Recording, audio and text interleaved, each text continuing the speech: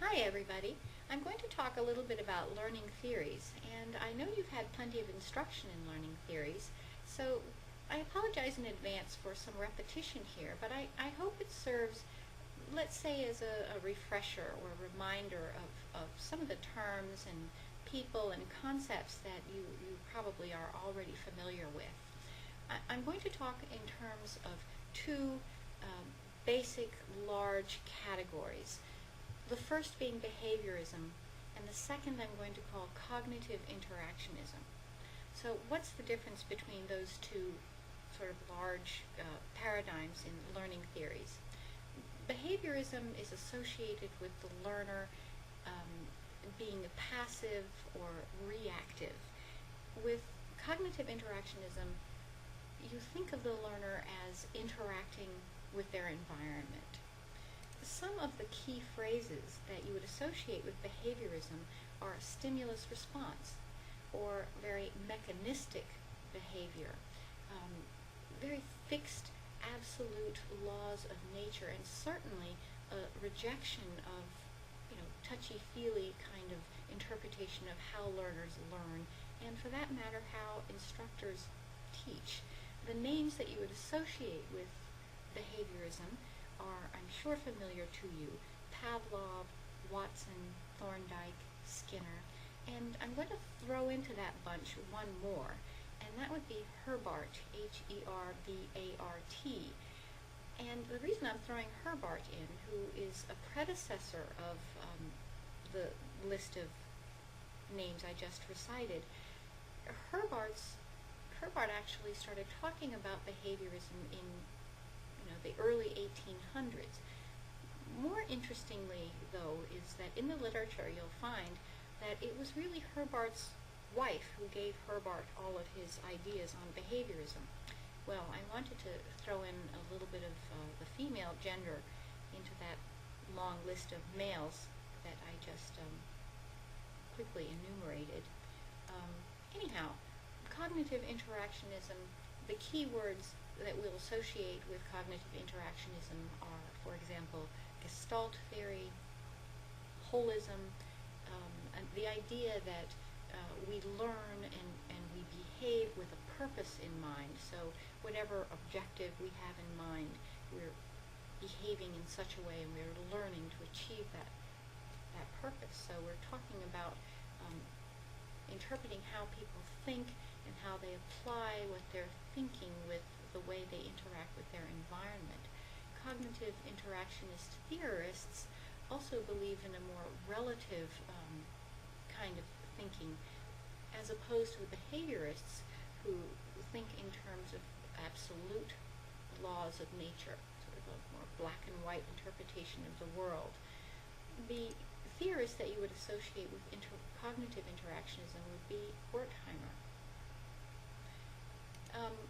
I'm not going to go into too much detail now because we'll go into more detail as we go through the class, but I would like to mention a concept that sort of fits into any kind of cognitive learning theory, and that would be taxonomies of learning.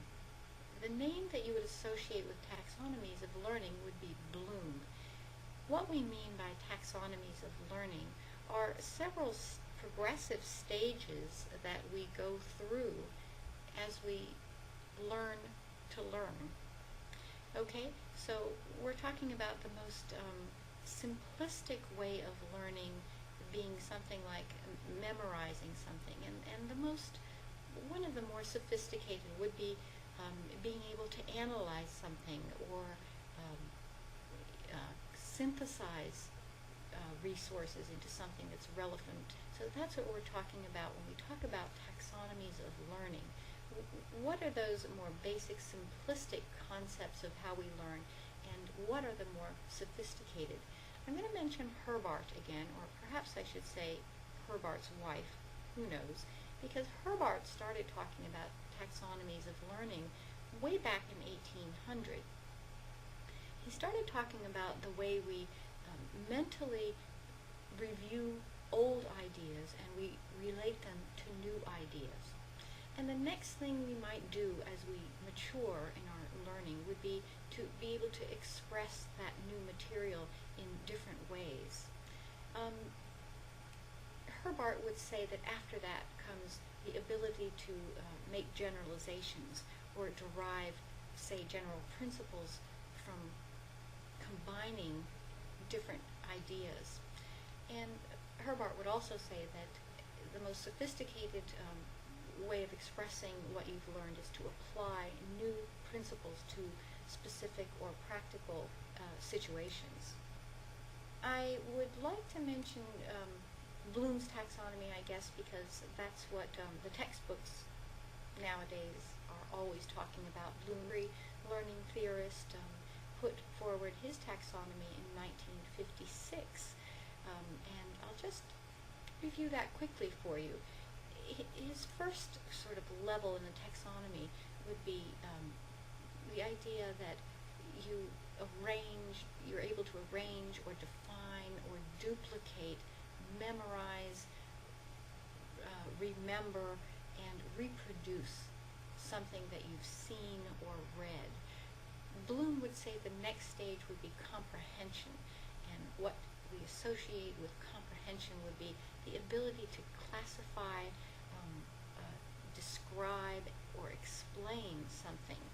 The next step would be application, to apply or actually to solve a problem in the real world. Next would be analysis, analyze something, appraise something, be able to compare and contrast, that kind of thing. Next would be synthesis, where you're able to, I mentioned this a few minutes ago, you're able to gather information, arrange the information in a coherent way, organize, that kind of thing. And finally, Bloom would say that you've really reached a stage of sophisticated learning when you're able to evaluate, and you would be able to say, defend your evaluation. You would be able to predict how well something works, for example, that kind of thing. So when we're talking about hierarchies of learning, we usually hear the name Bloom. Herbart was Bloom's predecessor by a couple of centuries. There are other learning theorists who put forth, in my opinion, even better ideas of how we learn in those progressive stages, or at least those basic versus the more sophisticated characteristics of learnings. One of those theorists, for example, is Laurie Anderson. There are many more, so be critical when you hear of things like this is the way people learn. In this class, we're going to be basing a lot of our activities and discussions on three learning theories which can be subcategorized almost infinitely. One of them is collaborative learning, another one is constructivism or problem-based learning, and the third is self-regulated learning theory. So there's your, as I like to say, whirlwind tour, and I hope you enjoy the class.